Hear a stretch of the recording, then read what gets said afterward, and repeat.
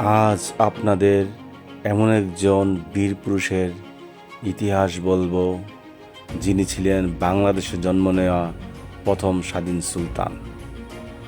জি, আজ আমরা বলবো বাংলার প্রথম স্বাধীন সুলতান ফখরুদ্দীন মোবারক শাহর ইতিহাস।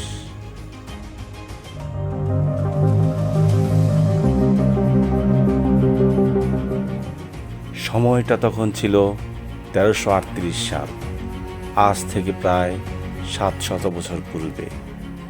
তখন আমাদের এই পূর্ববঙ্গ বা বাংলাদেশ শাসন করা হতো দিল্লি সালতানাত থেকে। বাংলার শাসক ছিলেন তখন বাহারাম খান ওরফে তাতার খান। 1338 সালে বাহারাম খান মৃত্যুবরণ করলে তার বর্মরক্ষক ফখরুদ্দীন সোনারগাঁকে স্বাধীনতা ঘোষণা করলেন এবং ফখরুদ্দীন মোবারক শাহ নাম ধারণ করে তিনি সিংহাসন আরোহণ করলেন।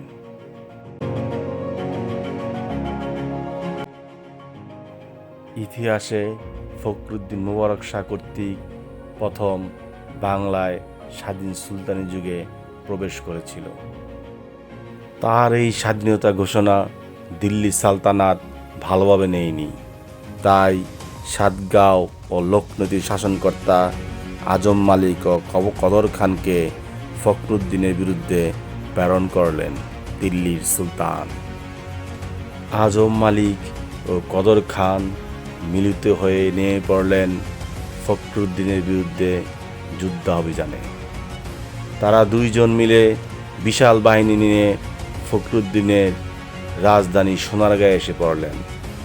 তুমুল যুদ্ধ হওয়ার পর ফখরুদ্দীন পরাজিত হলেন এবং উনি মেঘনার ওই পারে চলে গেলেন। জয়ী কদর খান অনেক সম্পত্তির মালিক হলেন এবং তিনি সোনারগাঁয়েই থেকে গেলেন। কিন্তু তার ছিল প্রচণ্ড লোভ।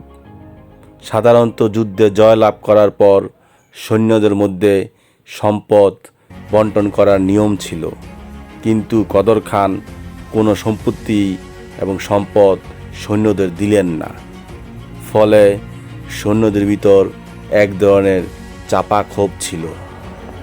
ওইদিকে ফখরুদ্দীন মোবারক শাহ তার সৈন্যবাহিনী নিয়ে মেঘনার ওই পারে অবস্থান করছিলেন। এদিকে কদর খানের কাছ থেকে সম্পদ এবং অর্থকড়ি না পেয়ে তার সৈন্যরাও ছিল খুবই অসন্তুষ্ট। ফলে ফখরুদ্দীন মোবারক শাহের কাছে কদর খানের সৈন্যরা খবর পাঠালো তারা ফখরুদ্দীনের হয়ে যুদ্ধ করবে। পরবর্তীতে ফখরুদ্দীন মোবারক শাহ আবারও এই সোনারগাঁয়ে আক্রমণ করলেন এবং কদর খান পরাজিত হলেন। তারপর ফখরুদ্দীন মোবারক শাহ 1338 থেকে 1349 সাল পর্যন্ত এই সোনারগাঁয়ে স্বাধীন সুলতান হিসাবে শাসন করেছেন পূর্ববঙ্গ।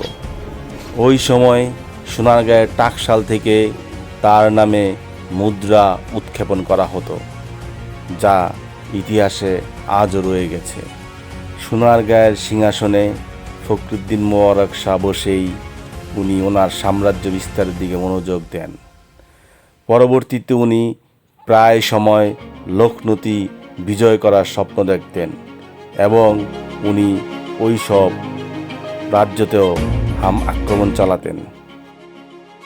ফখরুদ্দীন মোবারক শাহ তার রাজ্যসীমা দক্ষিণ পশ্চিমে বর্ধিত করেছিলেন। তার আমলেই সর্বপ্রথম চট্টগ্রাম মুসলিম শাসনের অধীনে এসেছিল এবং ওনার সময় চাঁদপুর থেকে চট্টগ্রাম পর্যন্ত বিস্তৃত রাস্তাও নির্মাণ। ঐতিহাসিকদের মতে ফখরুদ্দীনই প্রথম ব্যক্তি যার জন্ম হয়েছিল বাংলাদেশে। তিনি ছিলেন তুর্কি বংশোদ্ভূত, কিন্তু তার জন্মস্থান ছিল নোয়াখালীতে এবং বর্তমানে ওনার নামে একটি মসজিদও নোয়াখালীতে রয়েছে। 1349 খ্রিস্টাব্দে উনি মৃত্যুবরণ করলে ওনার ছেলে ইখতিয়ার উদ্দিন গাজী শাহ নাম ধারণ করে সোনারগাঁয়ের সিংহাসন আরোহণ করেন এবং শাসন কার্য পরিচালনা করেন।